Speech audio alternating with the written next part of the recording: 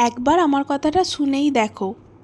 এভাবে একবার পমফ্রেট মাছ আনিয়ে সর্ষে দিয়ে ভালো করে ঝাল করে বাড়ির লোককে খাওয়াও।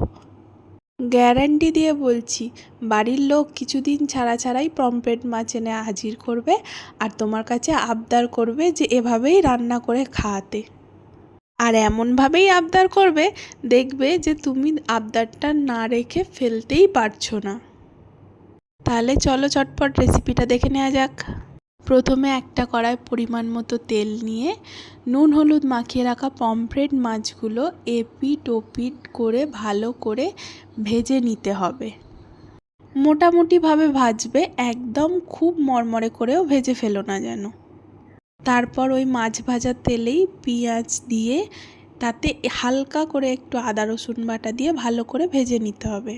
তারপর তাতে হলুদ গুঁড়ো, লঙ্কা গুঁড়ো, নুন দিয়ে ভালো করে ভেজে নিতে হবে।